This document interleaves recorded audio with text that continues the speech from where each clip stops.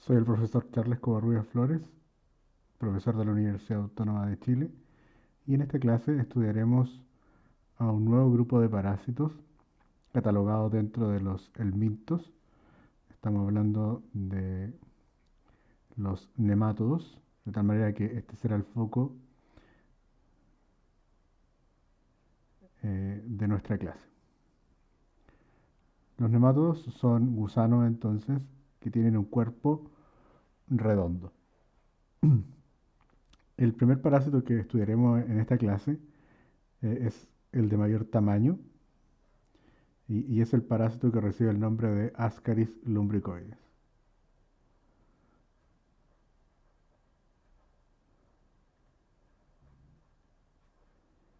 Las formas adultas de este Ascaris lumbricoides son los responsables de la enfermedad conocida como ascariasis.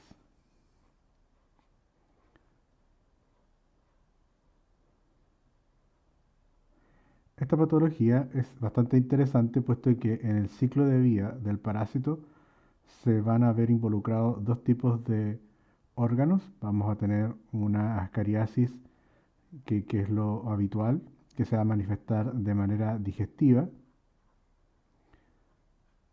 Y también el parásito tiene un periodo de vida eh, que va a afectar al aparato respiratorio, de tal manera que la ascariasis, en la primera etapa de la enfermedad, podría manifestarse con síntomas de tipo respiratorios.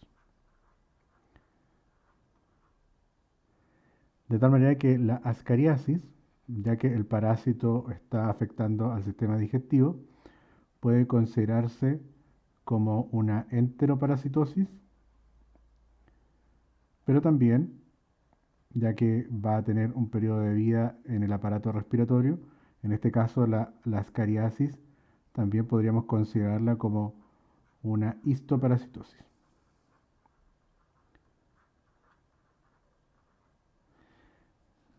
Quienes se van a ver afectados por esta parasitosis es el huésped definitivo, que va a albergar precisamente estas formas adultas del parásito, de tal manera que el huésped definitivo que a nosotros nos interesa estudiar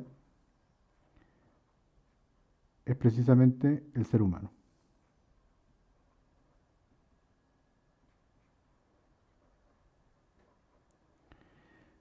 Las formas adultas del parásito, que va a ser en la primera forma del parásito que estudiaremos, a diferencia de los que hemos estudiado con los platelmintos, la forma adulta del ascaris presenta dimorfismo sexual. Esto quiere decir que vamos a encontrar en este estadio eh, algunos individuos que son hembras y otros que son machos.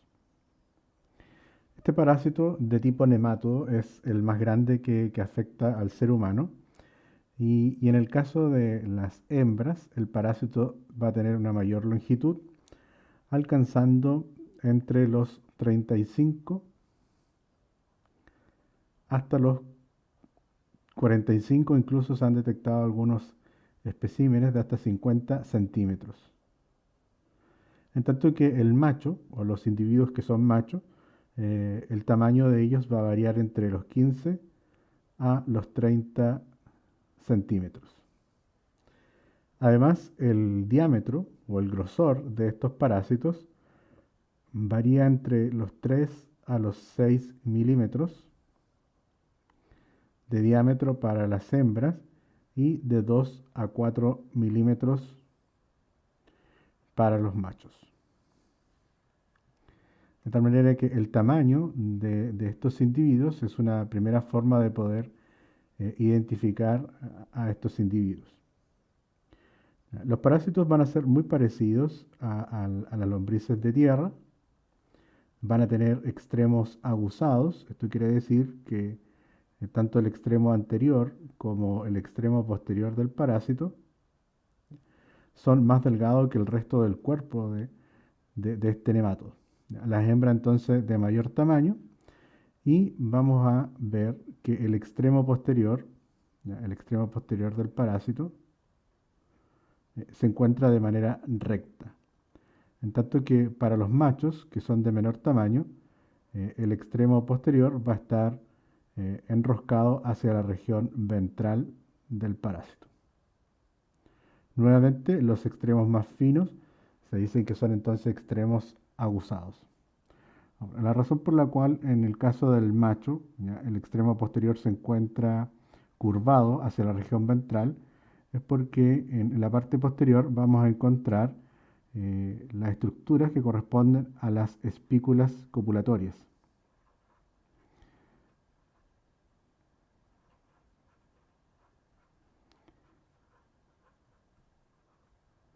que le van a permitir entonces fecundar a la hembra. En la parte anterior de estos parásitos, en los extremos anteriores tanto de los machos como de las hembras, si observamos esta estructura al microscopio, podríamos entonces encontrarnos que este parásito en el extremo anterior va a presentar una boca, que es una boca trilabiada, y cada uno de sus labios va a tener finos dientes, que es por donde el parásito se va a alimentar. Esta forma adulta ya hemos mencionado que se encuentran en el intestino, de tal manera que esta boca que conecta con el intestino del parásito es por donde van a ingresar los alimentos que corresponden precisamente al bolo alimenticio del huésped. Ese va a ser entonces eh, el principal alimento de estos parásitos. En el interior, en el interior de los parásitos, tanto machos como hembras, vamos a encontrar que predominan las gónadas. En el caso de los machos, los testículos. En el caso de las hembras, eh, vamos a encontrar los ovarios y el útero. Las hembras van a estar conteniendo un útero que podría contener hasta 27 millones de huevos.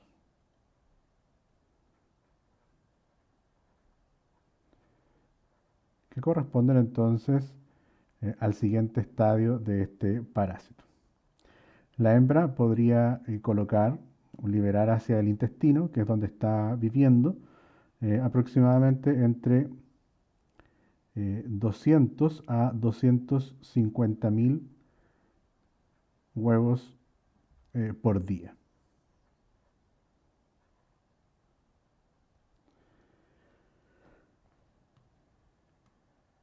Una vez entonces que estos parásitos ocurre la cópula entre ellos y los huevos son fecundados por el macho, los huevos que corresponden al segundo estadio de este parásito van a ser liberados hacia el medio ambiente.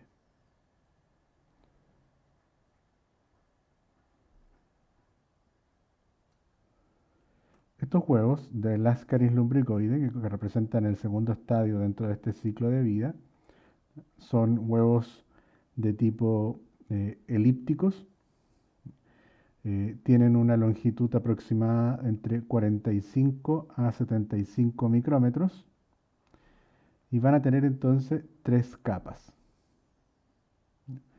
La longitud entonces del huevo varía entre los 45 a los 75 micrómetros y el ancho entre los 35 hasta los 50 micrómetros.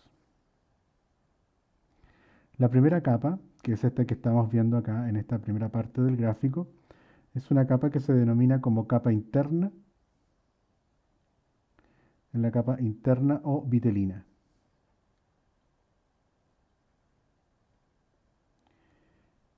Es una estructura que tiene un componente principalmente de tipo lipídico y es una membrana entonces semipermeable que protege lo que va a desarrollarse en el interior de este huevo, que en una primera instancia sería el embrión. Va a comenzar acá el proceso embrionario para terminar desarrollando una larva que termina por desarrollarse solamente en el medio ambiente. Luego vamos a tener una segunda capa que es proteica, es una membrana proteica de tipo transparente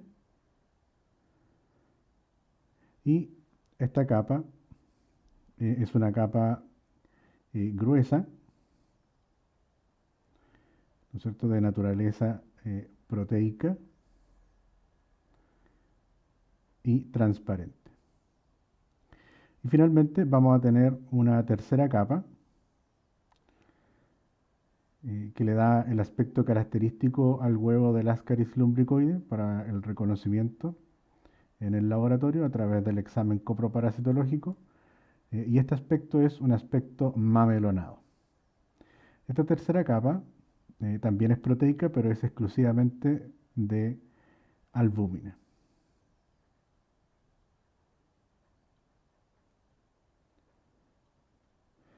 Estos huevos que salen entonces por las fecas de la persona que está infectada representan las formas de diagnósticos de esta parasitosis.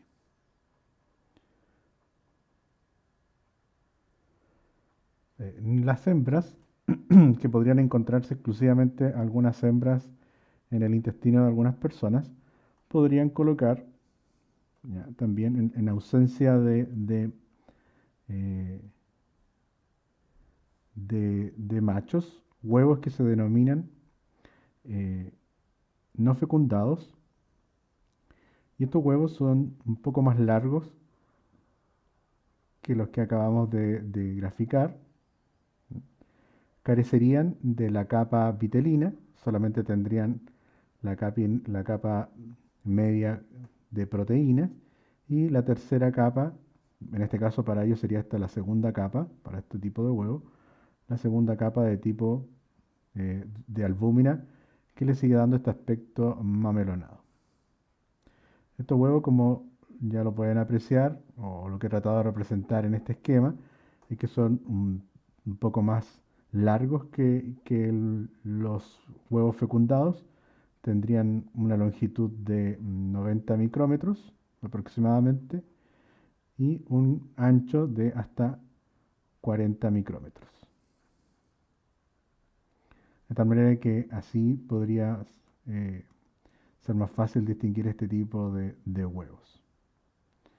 De tal manera que las hembras, eh, en ausencia de machos, podrían colocar estos huevos no fecundados.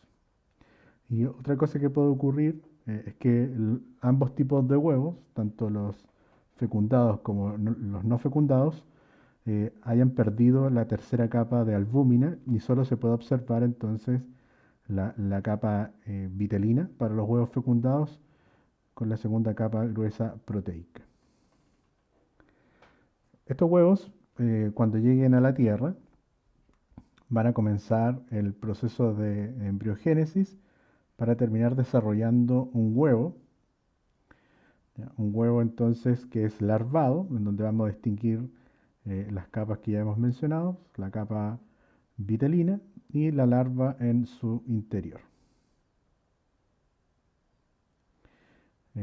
Recordemos que los huevos que son fecundados son los que van a dar origen entonces a este huevo larvado y la larva solamente se va a desarrollar cuando el huevo esté en la tierra bajo ciertas condiciones ambientales que vamos a describir a continuación.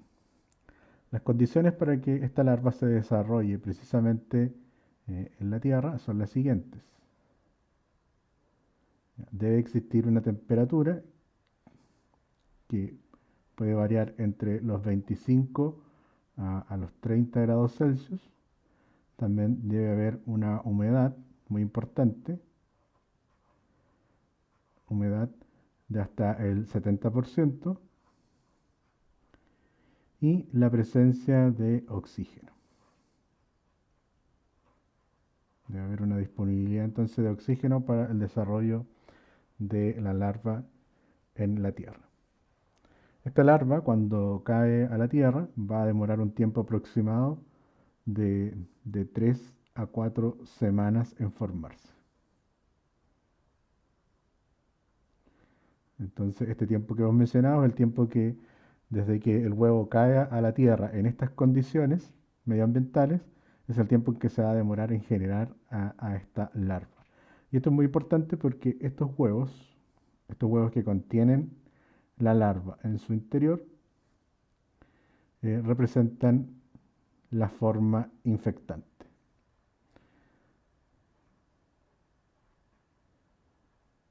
de esta parasitosis. De tal manera que los huevos que están en la Tierra son los que van a básicamente concluir el ciclo de vida del parásito. Son estas formas que caen a la Tierra y que vienen con las fecas las que van a ser entonces las formas infectantes de esta parasitosis. Y estas larvas, cuando ingresan nuevamente a un huésped susceptible, son las que van a dar origen a estas nuevas formas adultas. De tal manera que la forma en que se adquiere esta infección es a través de fecalismo. La forma en que se adquiere entonces las cariasis es a través de fecalismo.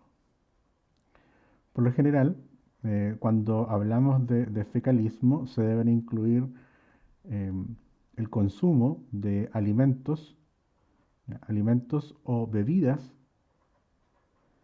¿ya? Cualquier tipo de brebaje que esté contaminado entonces con fecas y por lo tanto con eh, los huevos.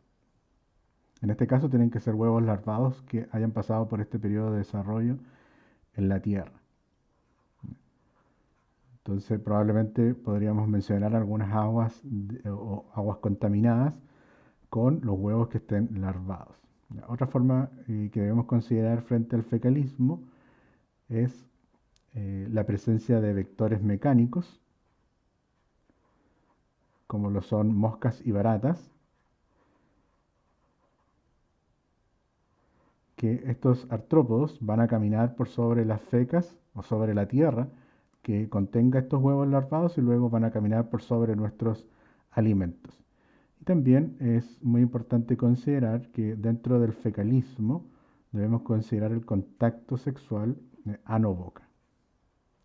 Sin embargo, estoy haciendo hincapié en esto porque precisamente cuando hablamos de este tipo de transmisión para la ascariasis, em, esta transmisión que incluye el contacto sexual ano-boca no está considerada entonces para esta parasitosis. ¿Qué va a ocurrir entonces con este huevo larvado que, que ha ingresado a nuestro organismo a través de fecalismo? El huevo va a llegar entonces, el huevo del Ascaris va a llegar a, a nuestro sistema digestivo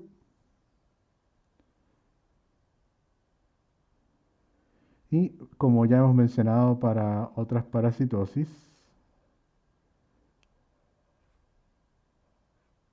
varios de estos huevos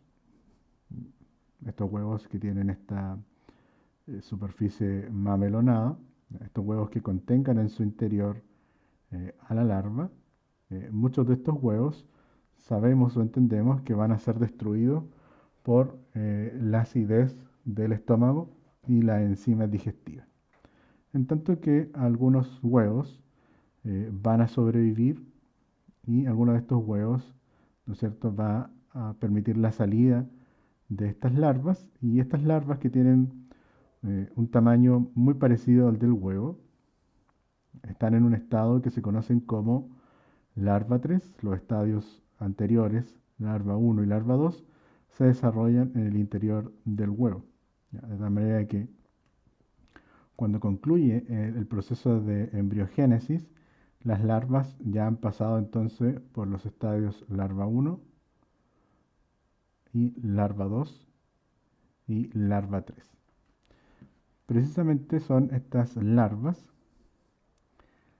las que van a salir, estas larvas en estado larva 3, las que van a de manera activa a romper tejido y van a entrar entonces a la sangre.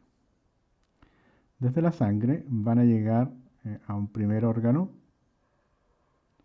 Todavía, por supuesto que en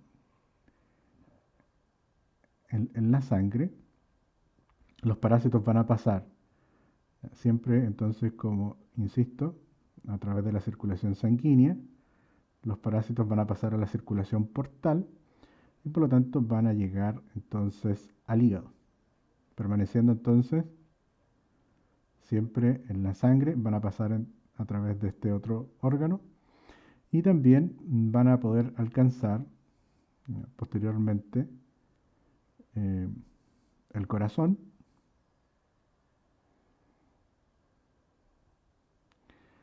Desde el hígado van a llegar entonces al corazón y desde el corazón van a ser bombeados todavía el parásito en la sangre. Vamos a ampliar un poquito nuestro esquema para que no nos quede tan junto la entrada del aparato digestivo. Van a llegar entonces a los pulmones. Una vez que la larva ha hecho este recorrido a través de la sangre, va a ir madurando entonces a través de larva 4 y para cuando llega a los pulmones, la larva ya se encuentra en un estado final larvario, que es el estado de larva 5. Hasta la llegada a los pulmones de la larva, todo esto está ocurriendo siempre a través de la sangre y por lo tanto, desde los capilares sanguíneos, la larva va a poder llegar entonces hasta los alvéolos y desde los alvéolos, la larva con un estado de maduración mayor, la larva entonces rompe el capilar y se establece finalmente en este alvéolo. Por los alvéolos y a través del lumen alveolar va a ir alcanzando eh, otras partes del aparato respiratorio, va a subir por el árbol bronquial, va a alcanzar entonces esta larva la tráquea y esta larva, ¿no es cierto?, en el estado de larva 5 va a volver al sistema digestivo. Lo que implica que la larva nuevamente va a pasar por el estómago. Por lo tanto, varias larvas podrían nuevamente, cuando ya ahora más grandes, estas larvas, recuerden que están en un estado larvario de larva 5, algunas de esas larvas podrían morir cuando pasen nuevamente por el estómago. Sin embargo, las larvas que sobreviven, estas larvas que logran sobrevivir todo este trayecto, son las que se van a convertir finalmente en las formas adultas del parásito, que pueden ser hembras o pueden ser entonces los machos más pequeñitos. Todo este ciclo que hemos descrito recibe el nombre de ciclo de Loss. Ese sería entonces el ciclo que realiza la larva para poder madurar.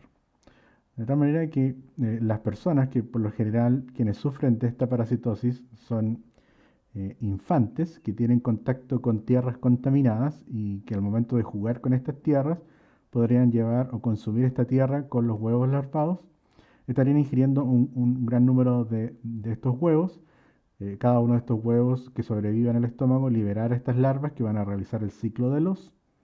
Recordemos que la mayor parte del ciclo de Los se realiza a través de la sangre y solo cuando las larvas llegan entonces a los alvéolos rompen el capilar, rompen el alvéolo y estas larvas comienzan el proceso de emigrar a través del árbol bronquial, subir por la tráquea y volver entonces al sistema digestivo. Todo eso con el fin de alcanzar una maduración suficiente para que estas larvas luego puedan transformarse a las formas adultas del parásito. De esa manera es que al principio de la clase les mencionaba que esta ascariasis podría tener tanto síntomas de tipo respiratorios como de tipo digestivo. Vamos entonces a mencionar algunos datos que pueden ayudarnos a entender la enfermedad que es la ascariosis. En la etapa de invasión del parásito se pueden producir entonces microhemorragias tanto en el hígado como en el pulmón. producto del paso de las larvas. También se ha detectado reacciones tóxico-alérgicas. Esto tiene que ver principalmente porque el parásito está liberando algunos componentes de desechos.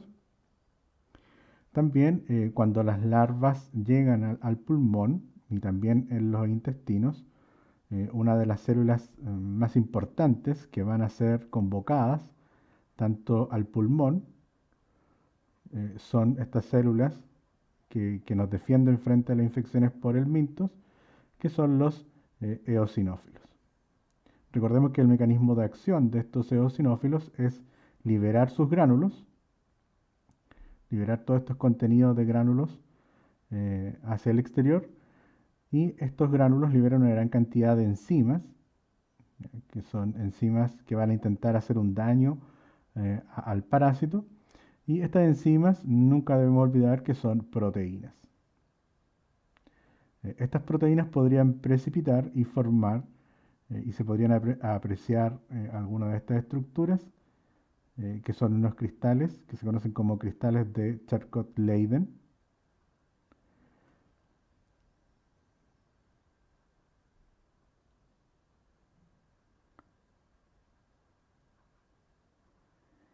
que, ¿no es cierto?, aparecen por producto de que la gran cantidad de proteínas, producto de esta liberación enzimática de parte de los eosinófilos, estas proteínas precipitan y forman entonces estos cristales de Charcot-Leyden. Estos cristales, junto con los eosinófilos y las larvas, podrían aparecer en muestras de expectoración.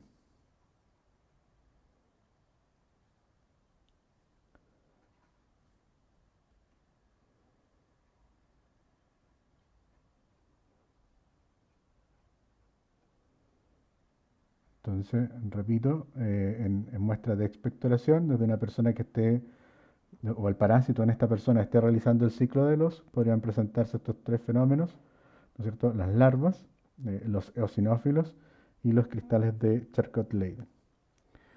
Por otro lado, los parásitos adultos en el intestino están luchando constantemente con los movimientos peristálticos.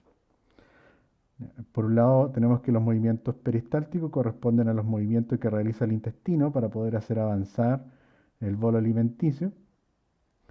Y el parásito lo que quiere es mantenerse dentro del intestino, de tal manera que estos parásitos van a estar constantemente reptando en contra de a la dirección de los movimientos peristálticos. Por lo tanto, esto va a generar roce entre la capa intestinal, y por lo tanto se ha detectado la disminución de las microvellosidades del intestino, y por lo tanto también con la disminución de estas microvellosidades disminuye la capacidad de absorción de nutrientes por parte del huésped.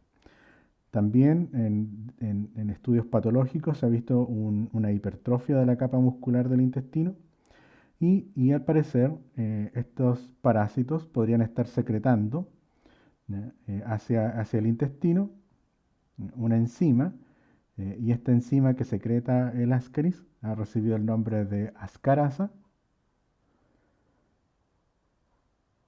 y esta enzima tendría funciones de inhibir las enzimas del sistema digestivo como la tripsina y la pepsina. Serían entonces una enzima antitripsina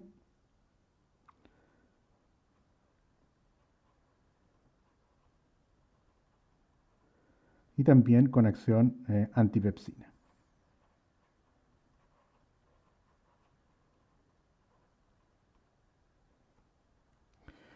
Los síntomas digestivos de la ascariasis pueden ser variados.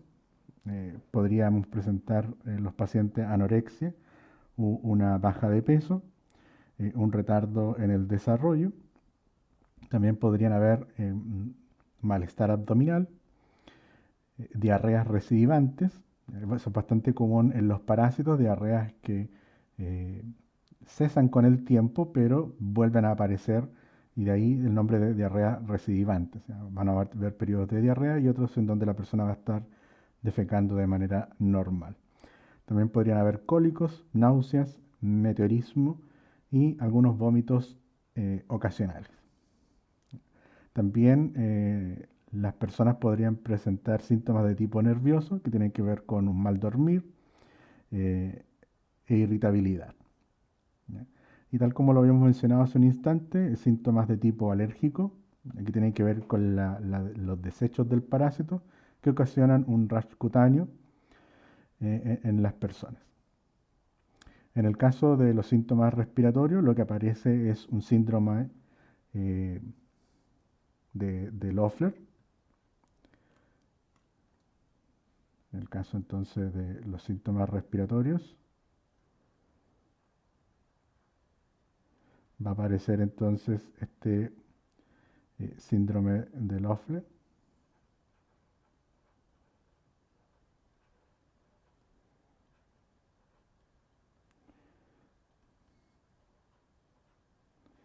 Y este síndrome de Loeffler está caracterizado por una tos seca o también en algunos casos puede ser una tos productiva con la aparición de los eosinófilos. Va a haber fiebre, disnea, que es la dificultad para respirar, y sibilancias producto de un proceso obstructivo en el aparato respiratorio. Todos estos fenómenos que he descrito entonces lo que se conoce como el síndrome de Loeffler. Los síntomas podrían aparecer dependiendo de la carga de parásitos y también es importante reconocer que la enfermedad que es la ascariasis también podría manifestarse de manera asintomática.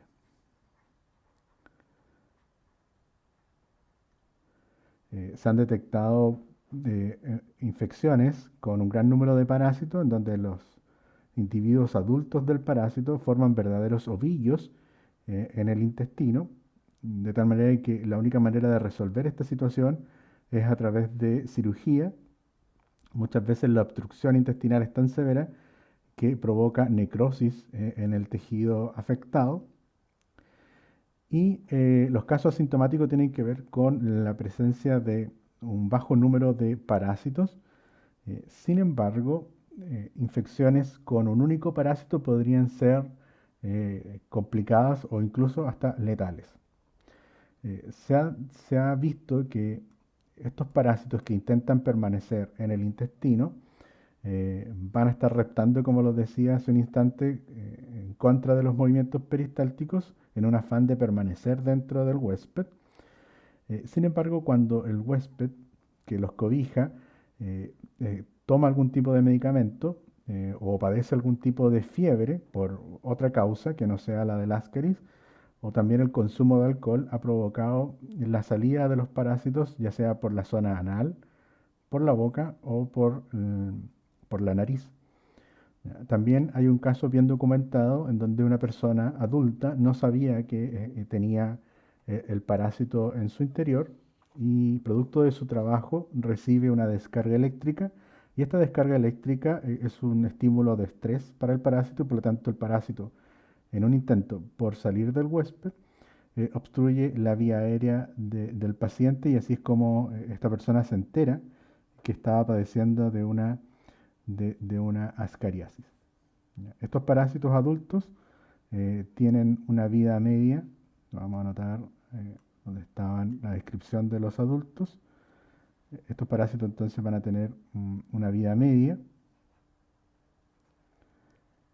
que varía entre los 12 a los 19 meses.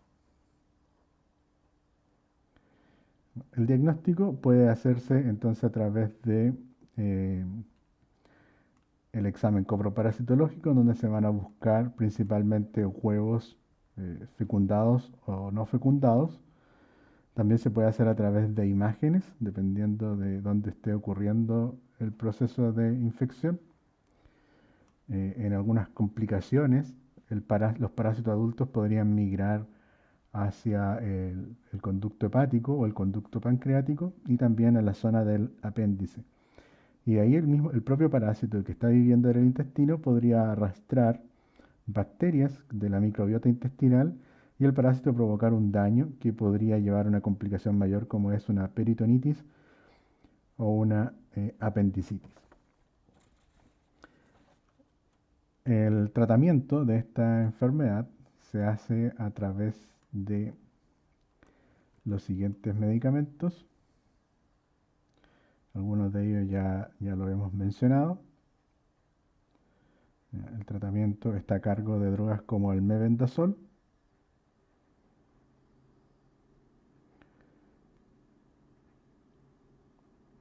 y el albendazol.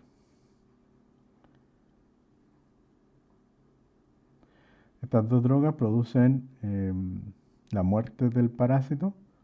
Son drogas que se denominan como vermicidas, eh, ya que inhiben la absorción de glucosa por parte del parásito.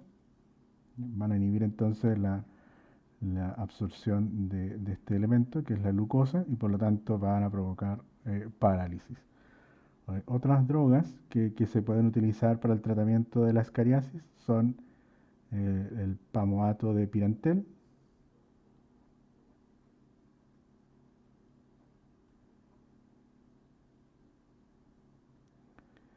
y también las sales de piperacina.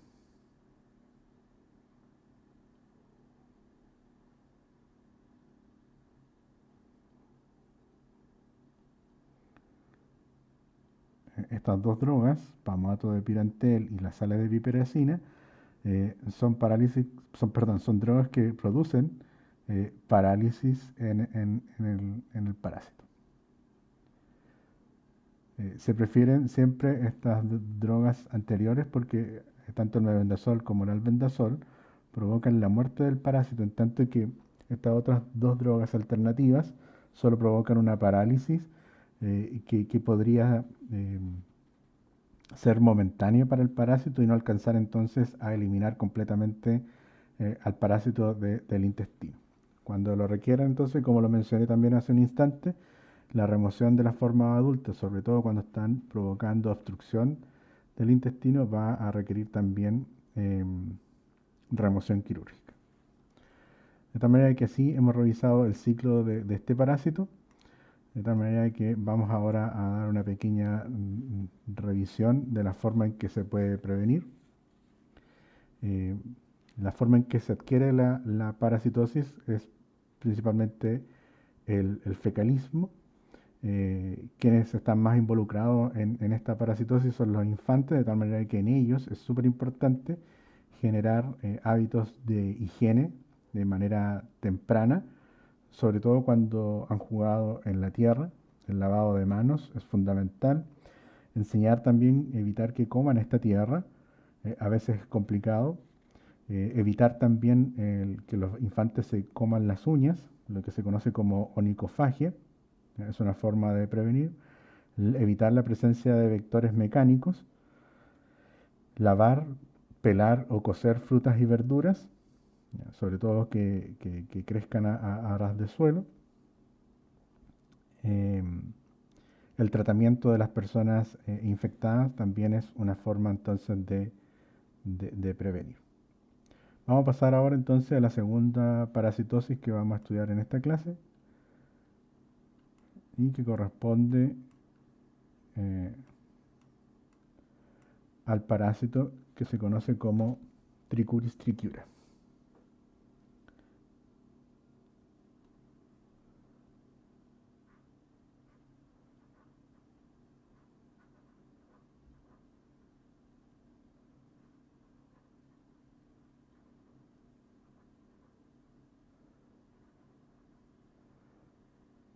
Trichuris trichiura. Este parásito produce una enfermedad que se conoce con el nombre de tricocefalosis.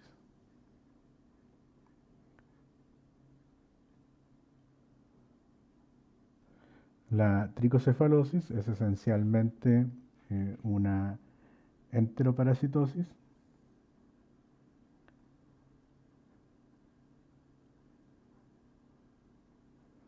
que afecta principalmente el intestino grueso del huésped definitivo,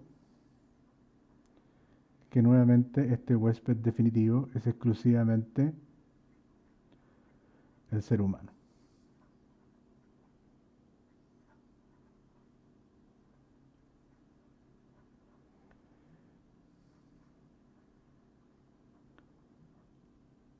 Entonces, vamos a describir a las formas adultas del parásito, que es el responsable de esta tricocefalosis. Nuevamente, al igual que en el nematodo que estudiamos recientemente, que es el Ascaris, las formas adultas presentan dimorfismo sexual. Esto quiere decir que van a existir individuos adultos que son hembras y otros individuos adultos que son machos. Nuevamente, una diferencia entre estos individuos es el tamaño, siempre la hembra de mayor tamaño que el macho. La hembra va a variar entre los 35 a los 50 milímetros, mucho más pequeñito que el Ascaris, ¿ya? En tanto que los machos, el tamaño varía entre los 30 a los 45 milímetros. La vida media de estos parásitos adultos es mucho mayor que para el Ascaris. Esta vida media varía entre los 7 a los 10 años. Bueno, ¿cómo son estos parásitos? Estos parásitos tienen una morfología bastante particular, en donde el parásito en los 3/5 anteriores es muy delgadito. ¿Ya? Las 3/5 partes anteriores del parásito son entonces muy delgaditas, tanto en hembras como en machos, en tanto que en la parte posterior el parásito es mucho más grueso, puesto que ahí es donde se van a alojar los órganos eh, reproductores. En el macho, el extremo posterior también, los 2/5 posteriores son más gruesos, pero al igual que en el caso del Ascaris, eh, el extremo posterior se encuentra entonces curvado hacia la región ventral del parásito, puesto que aquí se van a encontrar las espículas copulatorias de estos nemátodos. En el extremo anterior, entonces tenemos acá los 2/5 más gruesos, los 2/5 posteriores son más gruesos, la hembra, el extremo posterior es recto, en el macho entonces se encuentra curvado.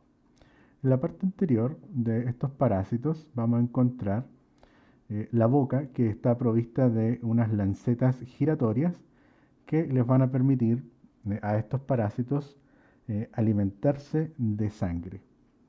Estos parásitos son hematófagos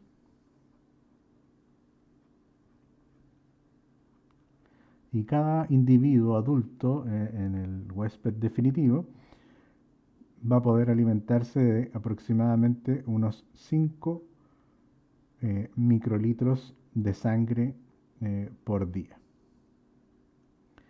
Ese va a ser entonces eh, uno de los daños entonces que también produce este parásito. Las formas adultas, como ya lo indiqué, van a vivir principalmente en el intestino grueso. Estos adultos se van a aparear y la hembra va a comenzar entonces la postura de los huevos, que es el siguiente estadio del parásito. Estos huevos son bastante particulares, tienen una forma que se describe como elíptica y poseen un color también parduzco. También estos huevos elípticos tienen una morfología bastante particular que recuerda a una forma de un limón o de un tonel. Tienen una doble membrana donde en el interior va a ocurrir entonces el proceso de embriogénesis. Van a comenzar a multiplicarse estas células producto de la reproducción sexual de sus progenitores.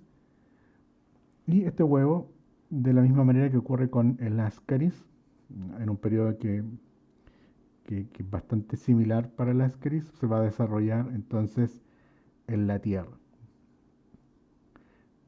Cuando el huevo entonces llegue a la Tierra, va a comenzar entonces el proceso de la formación de la larva, y por lo tanto en la Tierra vamos a encontrar estos huevos que contienen en su interior a la larva. Los huevos que son liberados por el intestino representan entonces las formas de diagnóstico, porque son las formas del parásito que vamos a poder visualizar en el examen coproparasitológico, en tanto que los huevos que han desarrollado la larva son las formas infectantes del parásito.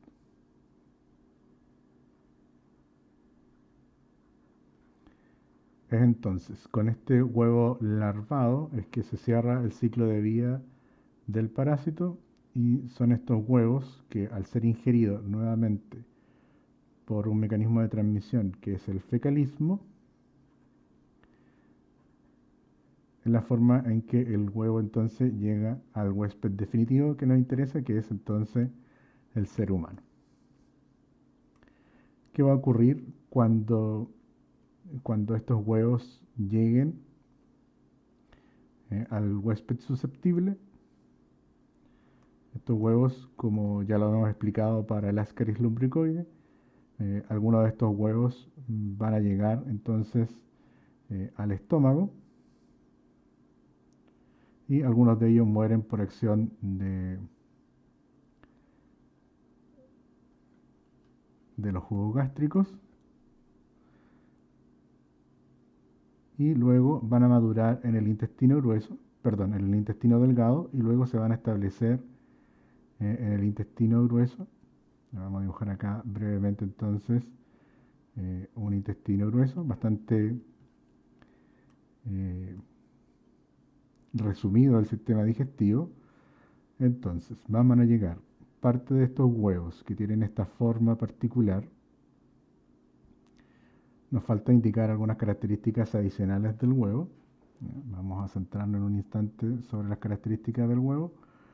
Algunos de estos huevos entonces pueden ser destruidos por la acidez y las enzimas del sistema digestivo, en tanto que algunos otros huevos van a resistir estas condiciones, y estos huevos entonces van a eclosionar, y entonces estas larvas van a salir y van a realizar el proceso de maduración en el intestino delgado. Antes que nos olvidemos, vamos a dar otras características del huevo. El largo de estos huevos varía entre los 40 a los 50 micrómetros, en tanto que el ancho podría variar entre los 22 o los 23 micrómetros. Sería entonces el tamaño de estos huevos. Y en los extremos, en ambos polos, entonces de este huevo estarían lo que se conocen como los tapones mucosos.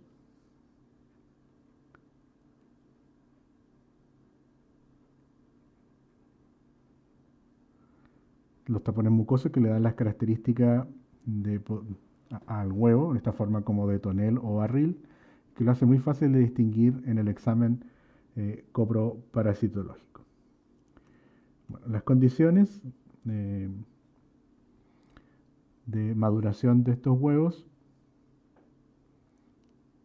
en la tierra o en el medio ambiente son las mismas que hemos señalado para el Ascaris lumbricoide.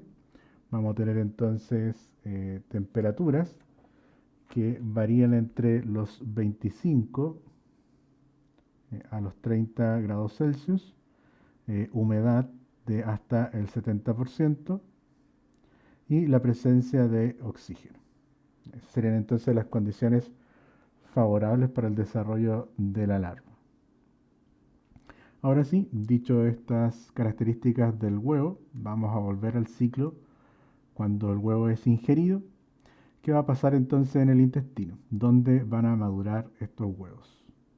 Perdón, estas larvas. Ya las larvas abandonaron el huevo, ya fueron liberadas las larvas en el intestino. En la mucosa intestinal vamos a encontrar en los valles de las vellosidades intestinales unas zonas que son unas invaginaciones dentro de la mucosa intestinal que corresponden a las criptas de Libercum.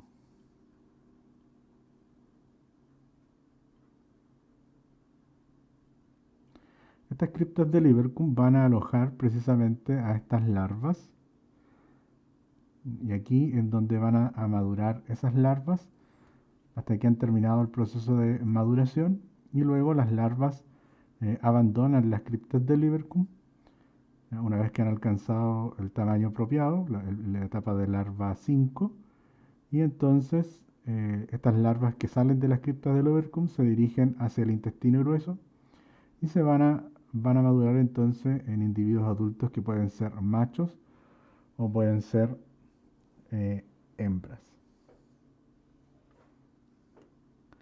Dentro de la patología que acompaña a esta enfermedad, vamos a destacar que la zona donde esté alojado el parásito, que pueden ser bastante comprometidas, dependiendo del número de parásitos, vamos a visualizar en la mucosa del intestino grueso un fenómeno que es la hiperemia,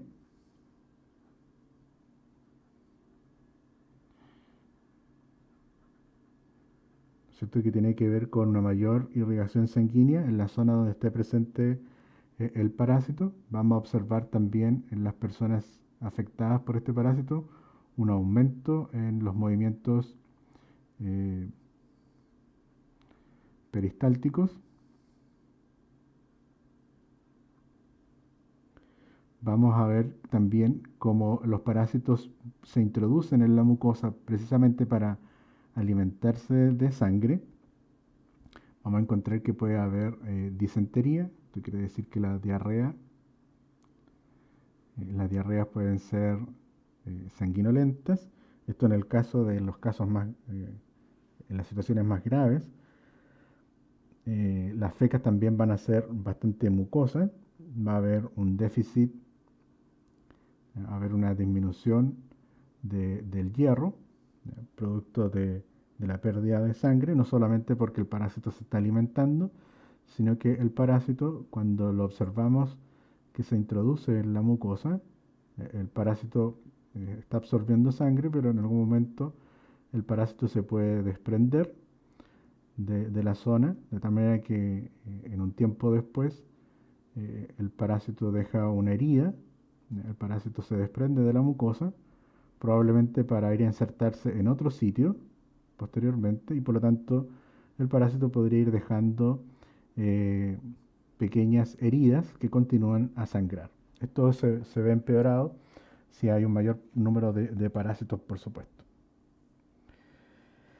También se va a activar la función de los eosinófilos. Recordemos que los eosinófilos son la principal defensa que tiene nuestro organismo para defendernos frente a los helmintos, de tal manera que los eosinófilos van a descargar, como ya lo hemos indicado varias veces, el contenido de sus gránulos, ¿ya? Gránulos que tienen características de tipo acidófilas, y estos gránulos entonces liberan su contenido de enzimas y por lo tanto en las deposiciones también podrían aparecer estas enzimas, que recordemos son proteínas, que se podrían visualizar como eh, cristales, producto del fenómeno de precipitación de estas proteínas. Van a aparecer entonces también en las fecas ahora. En el caso del Ascaris, estos cristales aparecían en la expectoración del paciente. En el caso del Trichuris trichiura, los cristales de Charcot-Leyden van a aparecer en las deposiciones.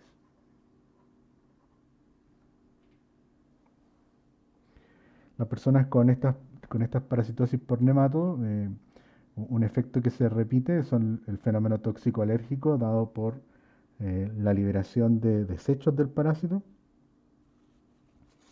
Y dentro de los síntomas, eh, la parasitosis podría pasar perfectamente asintomática cuando el número de parásitos es menor, pero dentro de los síntomas podemos encontrar algunos que son digestivos, como lo son la palidez, ¿ya? La astenia, anorexia, también podría haber retardo en el crecimiento, principalmente cuando la parasitosis afecta a los infantes, podría haber náusea, vómitos y deshidratación. Podría haber tenesmo rectal, que esta sensación de querer defecar y no conseguir hacerlo, lo cual podría también provocar un prolapso rectal. Habría también dolor y meteorismo dentro de los síntomas digestivos. Producto del comportamiento que tiene el parásito de ser hematófago y producir este daño en la mucosa intestinal, eh, los pacientes podrían presentar un cuadro de anemia, y este cuadro de anemia es una anemia que se describe en el hemograma eh, como una anemia microcítica e hipocrómica.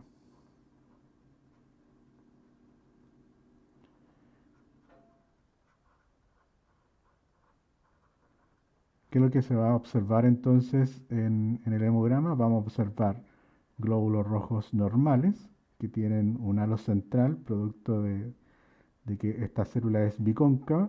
Estos glóbulos rojos por lo general tienen un tamaño de 7 micrómetros y por lo tanto en el caso de las anemias microcítica y hipercrómica vamos a encontrar glóbulos rojos de menor tamaño con un mayor halo central, puesto que estarían portando una menor cantidad de hemoglobina, producto de la pérdida de sangre. La eosinofila también que se va a observar en el hemograma podría alcanzar valores de hasta 30 a 50%.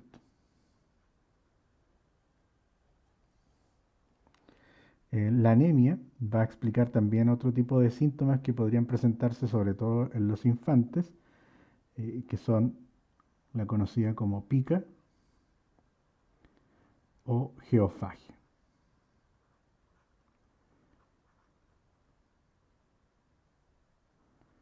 Este tipo de síntoma consiste en que el paciente manifiesta el hábito de comer tierra, producto del déficit de fierro ocasionado por la presencia del parásito y estas heridas en la mucosa intestinal. El tratamiento para esta parasitosis, vamos a acercar acá la pizarra. El tratamiento para la parasitosis consiste en drogas que nuevamente ya hemos mencionado, son el albendazol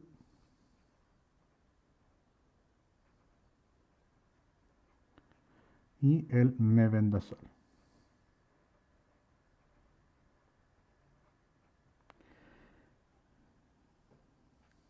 También se incluyen dentro de las drogas, recordar que estas drogas se utilizan de manera individual, no es necesario hacer combinaciones de ellas, el oxipirantel, que es una droga que va a actuar en el parásito provocando parálisis. Además, el tratamiento se debe completar con suplementos alimenticios, ¿ya? Producto de la anemia, y por lo tanto los suplementos que se tienen que dar al paciente son una dieta, ¿no es cierto?, con proteínas y además la administración de suplementos de hierro. ¿Cómo vamos a prevenir esta parasitosis? De la misma manera en que se previene la ascariasis, ya hemos mencionado algunas de ellas. El fecalismo consiste en tener una correcta disposición de excreta,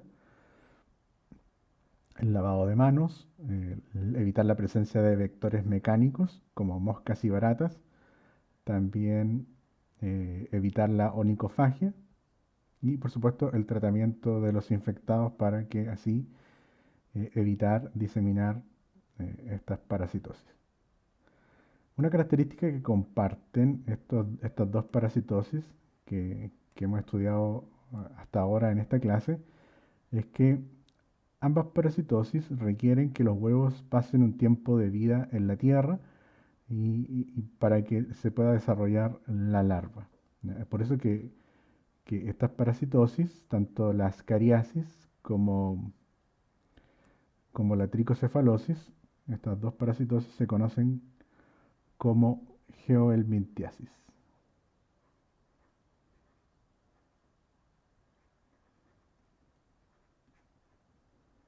Ya.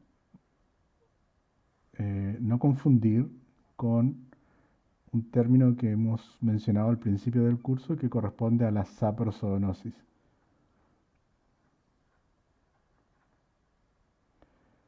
Las saprozoonosis son aquellas en donde la parasitosis pasa del animal al ser humano o del humano al animal, en donde precisamente el parásito también tiene que vivir un tiempo de vida en la tierra.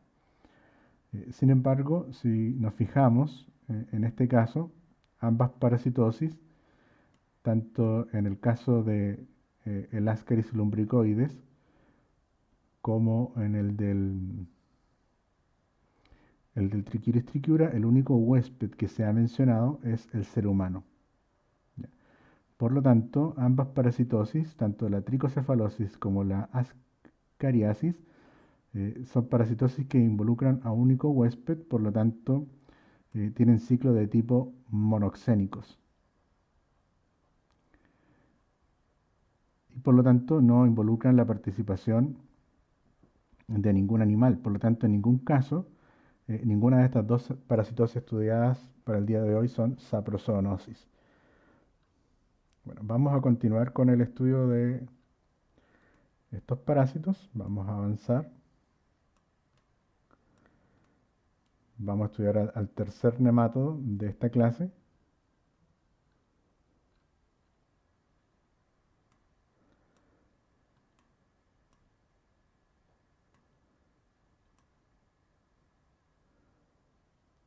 Se me acabó la pizarra. Espero que no. Bueno, este tercer nemátodo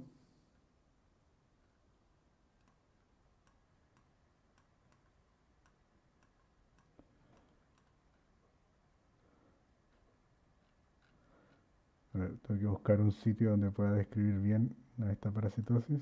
Quizás vamos acá.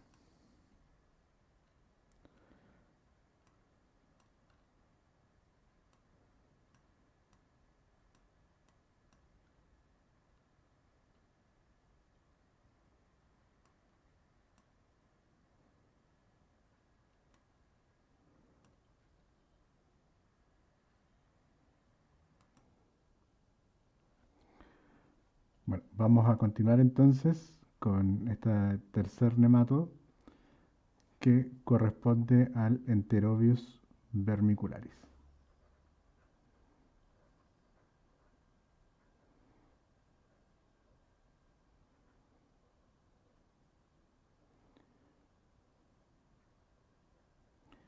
Este nemátodo es el parásito responsable de una enfermedad conocida como enterobiosis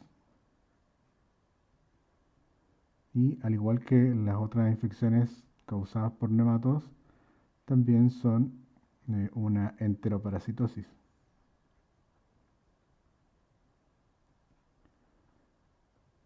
El parásito también es conocido como oxiuro y coloquialmente también al Enterobius vermicularis se le conoce como piduye. El Enterobius vermicularis, al igual que los otros nemátodos, quien es responsable de la enfermedad son los estadios adultos del parásito, los cuales también, al igual como los otros nemátodos, presentan dimorfismo sexual. Vamos a encontrar macho y hembra. Estos parásitos son mucho más pequeñitos que los anteriores.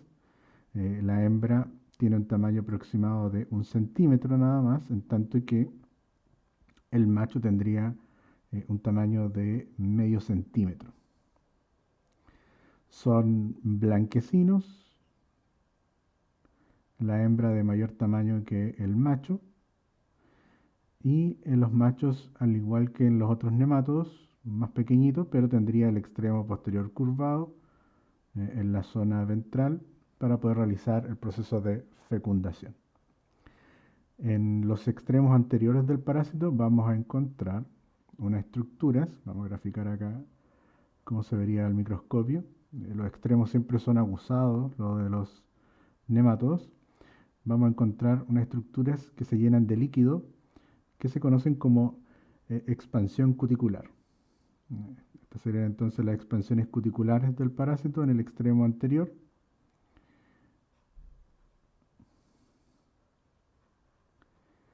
Y que le van a servir al parásito para poder aferrarse a la mucosa del intestino grueso, que es donde vive.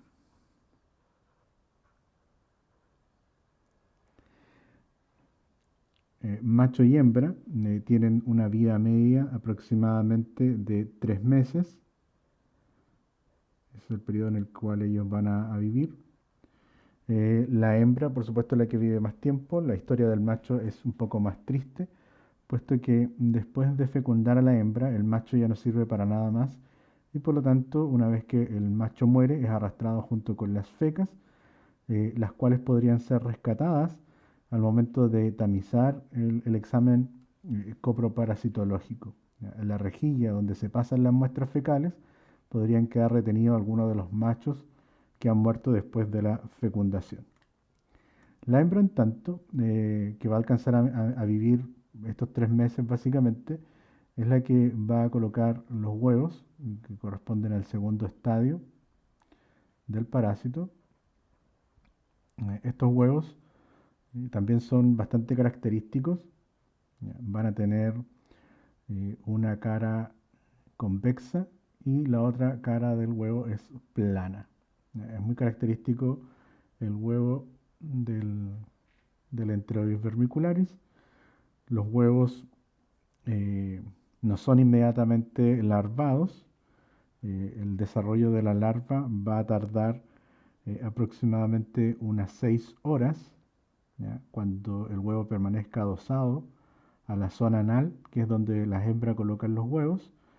Entonces la aparición de la larva demora 6 horas cuando permanece a temperatura corporal, aproximadamente 37 grados Celsius. Y estos huevos larvados son entonces la forma infectante y también son las formas de diagnóstico. El huevo entonces larvado representa la forma infectante y también la forma de diagnóstico. Este huevo tiene un largo aproximado de 50 a 60 micrómetros, en tanto que un grosor de hasta 30 micrómetros. La hembra entonces es la responsable de colocar los huevos y por lo general la hembra coloca estos huevos durante la noche. La hembra va a colocar los huevos en la zona perianal y se han encontrado huevos distantes de la zona anal hasta 6 centímetros alejados de esta zona anal. En el caso de una mujer o una niña que tenga la infección, se han encontrado hembras que pueden migrar incluso hasta la región de la vagina y depositar también los huevos en esa zona.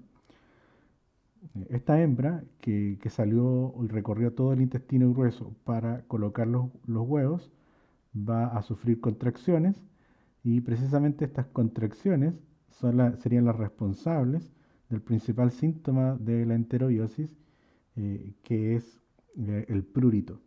¿Ya? Esta sensación entonces de rascarse.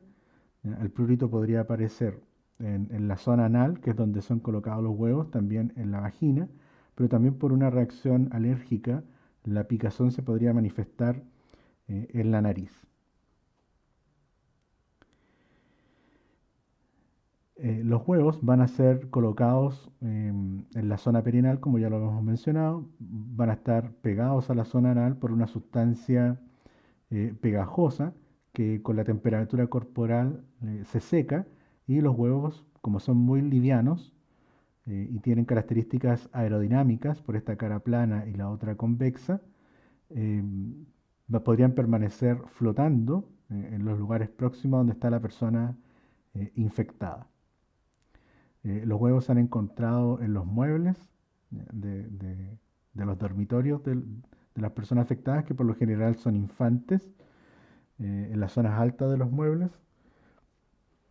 Esto porque los huevos, cuando se desprenden de la piel de la zona anal, eh, los huevos podrían pasar a la ropa de cama, a la ropa interior, y por lo tanto en sábanas que posteriormente pueden ser sacudidas, ¿no es cierto? Estos huevos podrían permanecer un tiempo flotando en el aire y decantar en algunas zonas altas de los dormitorios.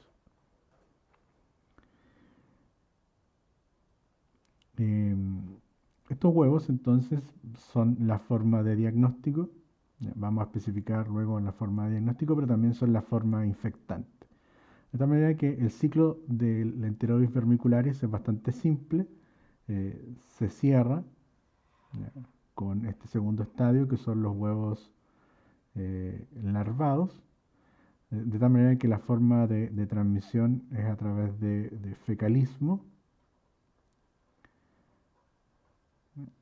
Como la infección se da principalmente en infantes, eh, es bastante común el proceso de autoinfección en donde el chico tiene un mal dormir producto del prurito. Por lo tanto, estos huevos podrían pasar a las manos del infante y luego a su propia boca, generando este proceso de autoinfección que se conoce como el ciclo ano, eh, mano, boca. Por supuesto que este ciclo ano, mano, boca eh, podría afectar no solo al propio individuo, ¿ya? Porque este infante que se rasca con su mano la zona anal y que su mano lleva los huevos, podría perfectamente la mano de este infante llegar a la boca de otro individuo, ¿ya? Una forma es que el infante coloque directamente la mano en la boca de otra persona, o que sea de manera indirecta, eh, a través de que el infante con sus manos contaminadas toque eh, algunos utensilios escolares, o también algunos de sus juguetes. Otra forma en que puede ocurrir el fenómeno de autoinfección es que los huevos, que si bien fueron colocados en la zona perianal por la hembra, que fallece después de colocarlos, estos huevos, las larvas, puedan reptar de vuelta hacia la zona intestinal, y por lo tanto las larvas generar en el intestino nuevamente las formas adultas, macho y hembra, en el intestino de la propia persona que está infectada. Como ya les decía, el principal síntoma de la enfermedad es el prurito,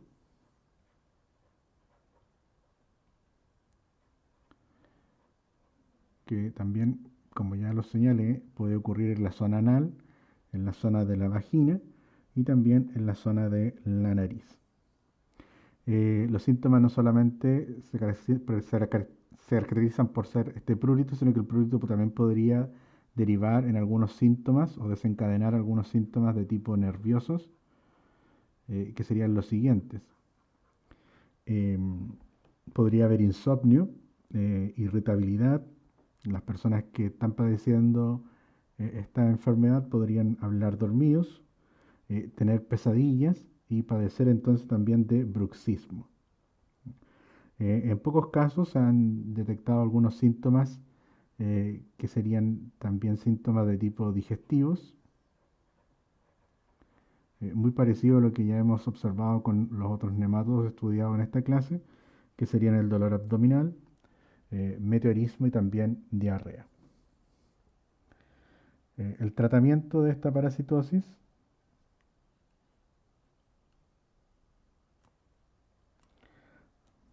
para el tratamiento de esta parasitosis se va a utilizar el mismo que ya hemos mencionado para otros nematodos, que son el albendazol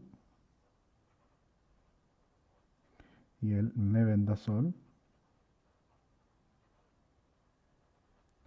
y también el pamoato de pirantel,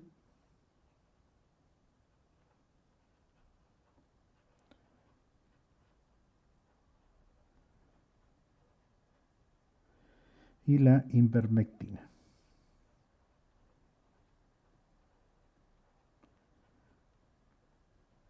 Estos dos últimos provocan entonces parálisis del parásito y esto ayuda con la eliminación de las formas adultas de este nematodo.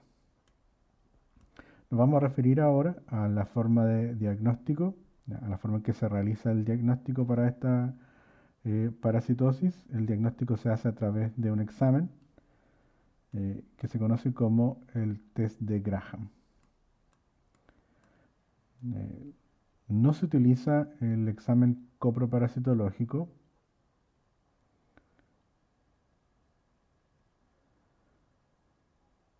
que es este examen seriado de deposiciones, puesto que los huevos del Enterobius no son colocados en el intestino, sino que son colocados fuera del huésped. Por lo tanto, en el examen coproparasitológicos, los huevos del Enterobius no estarían presentes.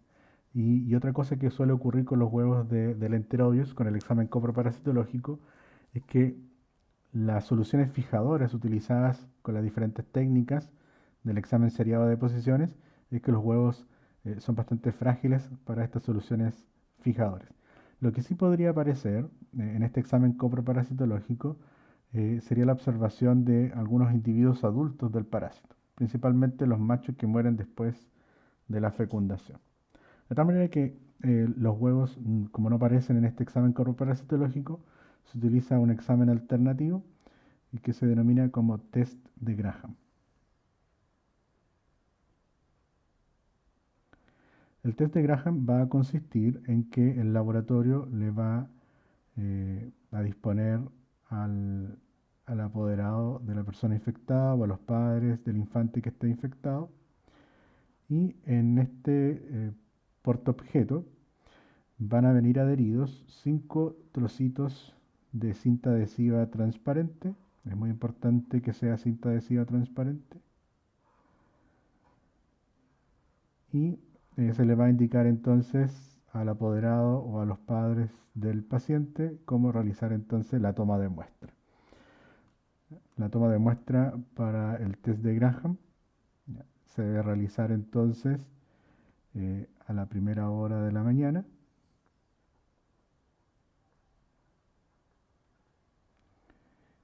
Producto de que la hembra, como ya lo hemos mencionado, la hembra va a colocar los huevos durante la noche. También es muy importante que otra indicación que se le debe indicar a quien va a realizar esta toma de muestra, que por lo general son los padres o los apoderados de este infante infectado o de quien se sospecha tenga la parasitosis, es que eh, no debe haber aseo previo. También indicar, por supuesto, que después de tomar la muestra, el infante sí puede ser aseado, ¿ya? ¿Por qué no hay que realizar aseo antes de la toma de muestra? Porque al momento de bañar al infante o o practicar cualquier tipo de aseo, los huevos se pueden desprender y lo que pretende el test de Graham es precisamente buscar los huevos del parásito. Por último, se deben utilizar siempre guantes para evitar que si efectivamente el infante esté infectado pueda diseminar la infección a través del contacto con los huevos. Y por último, este portaobjeto se le van a dosar 5 trocitos de cinta adhesiva transparente, puesto que el examen se realiza en 5 días que son consecutivos. De tal manera que si comenzamos el día lunes, se toma la primera muestra, las siguientes van a ser el día martes, miércoles, jueves y viernes. ¿Ya? Si comenzamos en otro día, ¿no es cierto? Los días siempre tienen que ser entonces consecutivos, solamente un ejemplo de una secuencia de días consecutivos. El portaobjeto se entrega de vuelta al laboratorio y en el laboratorio se van a ir buscando los huevos del parásito que se van a ir buscando campo por campo. ¿Ya? De tal manera que en el laboratorio los profesionales de laboratorio van a hacer el recorrido campo por campo de toda la muestra hasta que encuentren por lo menos un huevo. Solo se va a dar como negativa la muestra si es que se ha hecho el recorrido de las 5 cintas adhesivas transparentes y que no se haya encontrado entonces ninguno de estos huevos.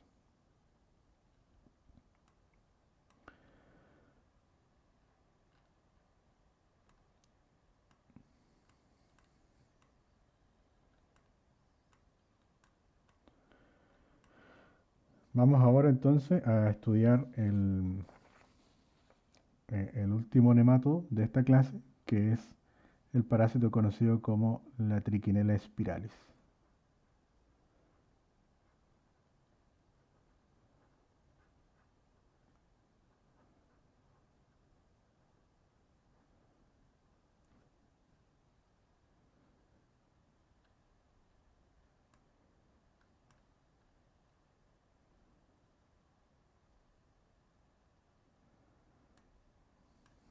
Existen varias especies de triquinelas, pero la Trichinella spiralis es la más frecuente.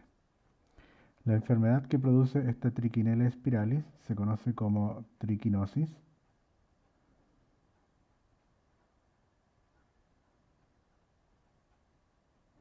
y esta parasitosis es al mismo tiempo una enteroparasitosis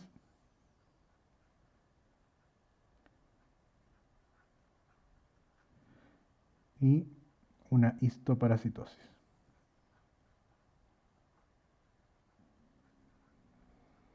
En el caso de la enteroparasitosis, el responsable de esta enteroparasitosis son los estadios adultos del parásito, en tanto que en el caso de la histoparasitosis, los responsables de esta parte de la enfermedad son las larvas enquistadas en la musculatura.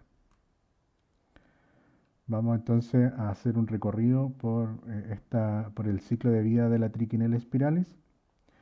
Vamos a comenzar con los adultos.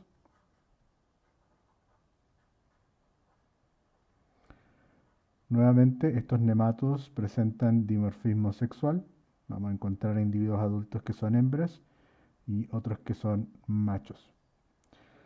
Em, las hembras siempre de mayor tamaño, son muy pequeñitas, eh, podrían medir hasta 4 milímetros de longitud,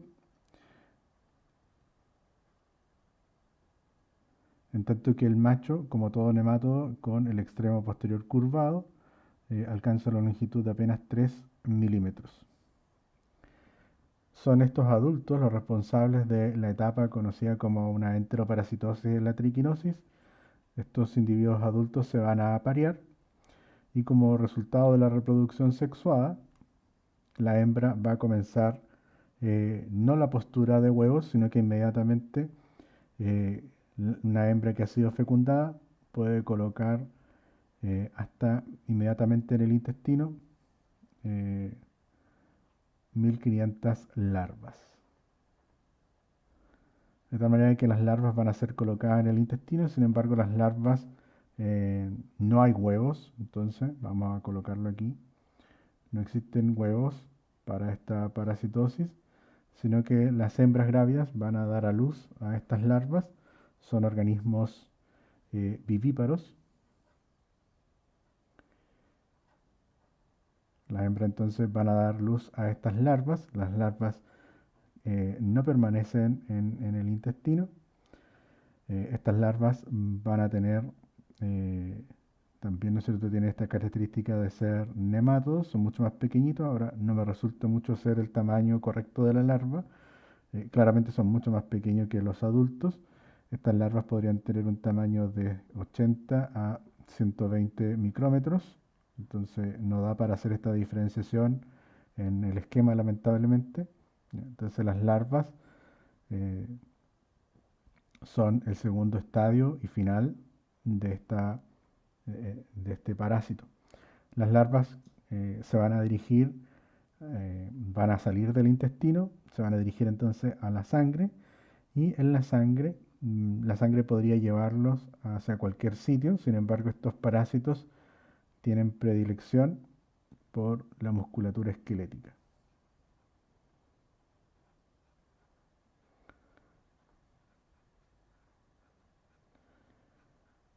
Aquí, ya en la fibra muscular, vamos a graficar acá una fibra muscular, las larvas van a llegar y estas larvas se van a enquistar en el interior de la célula muscular y estas larvas van a estimular el fenómeno de angiogénesis. Estas larvas van a comenzar a secretar una serie de proteínas que estimulan el fenómeno de angiogénesis, que no es otra cosa que estimular, ¿no es cierto?, el crecimiento alrededor de esta célula de vascularización, y por lo tanto de esta manera el parásito se asegura de estar recibiendo los nutrientes necesarios para persistir dentro de la célula muscular. Si este fenómeno no ocurre cuando el parásito ingresa dentro de la célula muscular infectada termina por calcificar y la célula finalmente muere con el parásito también dentro. Y el tejido, por supuesto, que se repara. Pero lo ideal para el parásito es poder estimular este fenómeno y poder subsistir. Esta célula que tiene en su interior a la larva enquistada eh, se denomina como una célula nodriza,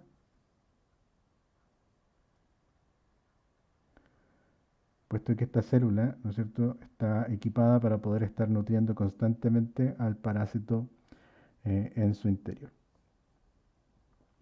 Cuando se forma este proceso, el quiste, ¿no es cierto?, este quiste larval, va a tener un tamaño aproximado de 250 hasta los 400 micrómetros. Esta célula entonces que está afectada por el parásito. ¿Cómo el ser humano adquiere esta enfermedad? Principalmente la transmisión hacia el ser humano es a través de carnivorismo. Recuerden que este fenómeno de carnivorismo hace referencia al consumo de carne mal cocida o cruda. En este caso, el animal más involucrado son nuevamente los cerdos, de la manera que el consumo de carne mal cocida o cruda de cerdo es la forma en que el ser humano adquiere la enfermedad.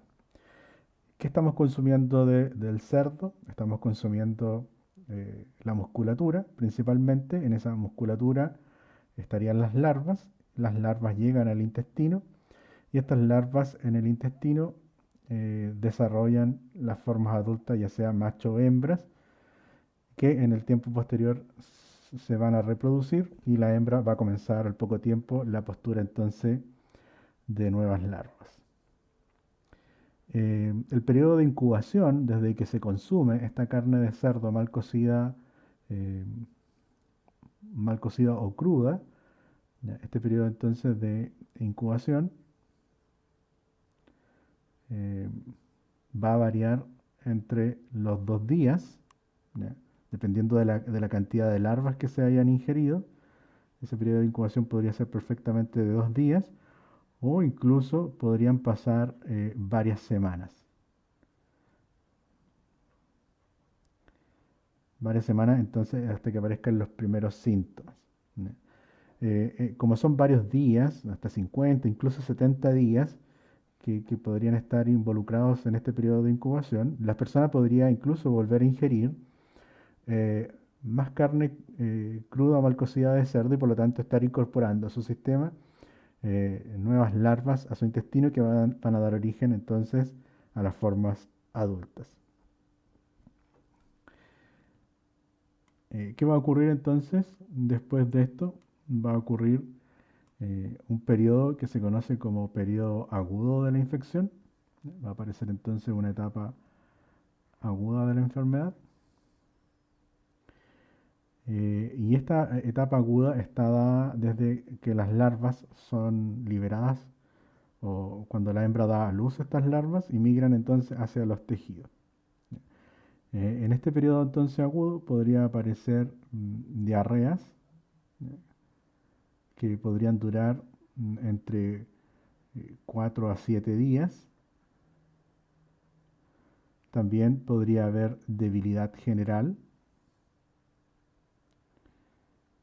por el paciente, serían algunos de los síntomas en la etapa aguda.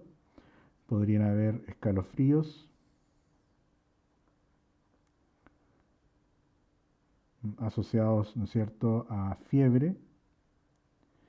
Y esta fiebre, por lo general, es de 40 grados Celsius, una fiebre bastante intensa que puede durar hasta 3 semanas inclusive. También los pacientes manifiestan cefalea, sudoración y taquicardia.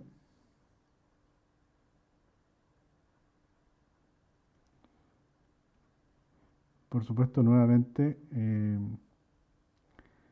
los síntomas van a depender del número de parásitos. Resulta que si se ingieren pocas larvas, perfectamente la enfermedad sería asintomática. Estos síntomas que estamos mencionando tienen que ver con un proceso agudo, donde hay una gran cantidad de parásitos involucrados.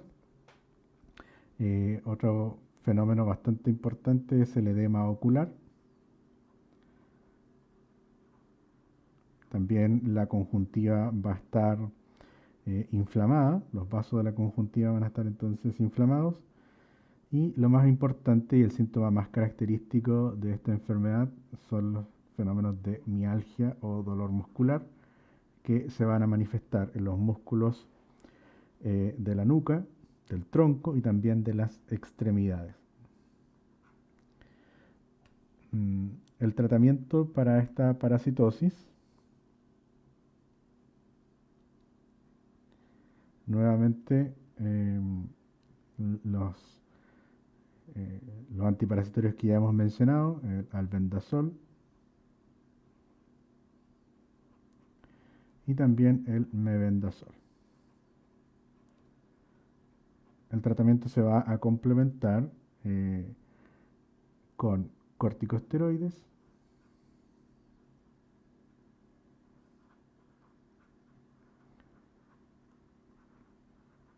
también el uso de antiinflamatorios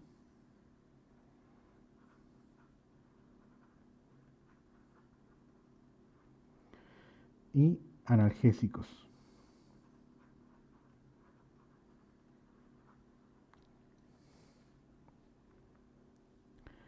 El diagnóstico de la enfermedad es un poco diferente, puesto como ya hemos mencionado, la Trichinella spiralis dentro de su ciclo de vida no produce huevos, de tal manera que para el diagnóstico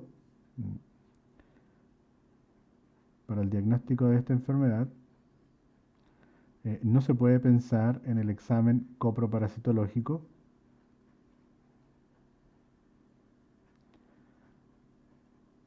El examen coproparasitológico entonces no es una alternativa para esta parasitosis, de tal manera que el diagnóstico es diferente. Eh, Podrían realizarse como formas de diagnóstico biopsias,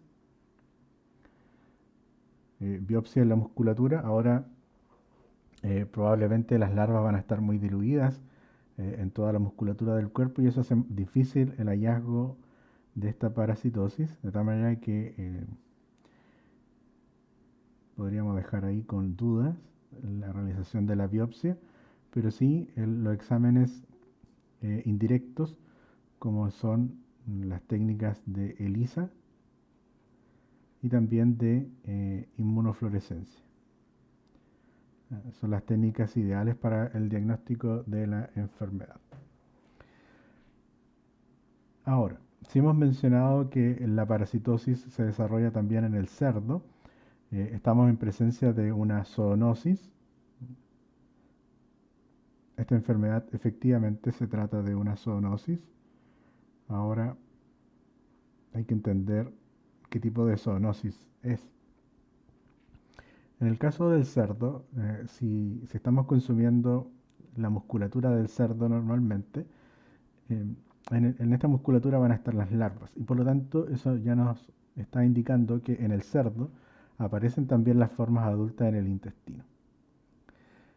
Pero ¿cómo se infecta entonces el cerdo? El cerdo puede ocurrir que el cerdo practique un canibalismo obligado, puesto que la carne de cerdo podría servir de alimento para otros cerdos, por lo tanto, si esa carne del propio cerdo está siendo ingerida por otro cerdo, es la forma en que se infecta el animal. Pero lo más usual es que el cerdo adquiera la infección por el consumo de ratas. Nuevamente, el que va a estar ingiriendo el cerdo, va a estar ingiriendo la musculatura de estas ratas que van a tener a las larvas en su interior y por lo tanto debemos pensar que las ratas también, las formas adultas, estuvieron en el intestino o están en el intestino. Eh, de tal manera en que, ¿cómo se infectó la rata? Ahora sí es mucho más fácil pensar que las ratas practiquen un proceso de canibalismo, porque si una rata está hambrienta y encuentra a otra rata, eh, pero una rata que está, ¿no es cierto?, con hambre y encuentra una rata que está muerta, probablemente va a aprovechar este alimento y lo va a ingerir. De tal manera que es mucho más lógico pensar en las ratas que practican eh, procesos de canibalismo. Y así entonces como el cerdo va a adquirir la infección por el consumo de ratas infectadas. Entonces, si lo pensamos entonces detenidamente, tanto en las ratas como en los cerdos y en el ser humano, en estas tres especies, las formas adultas estarían en el intestino y las formas larvarias en la musculatura. Por lo tanto, el tipo de zoonosis eh, que se aplica es el de zoonosis directa, ¿ya? Puesto que las mismas formas o estadios del parásito están en el animal y en el ser humano. Con esto entonces terminamos esta clase dedicada a los nematodos. Aquí estaría el resumen de estas 4 enfermedades ocasionadas por los nematodos.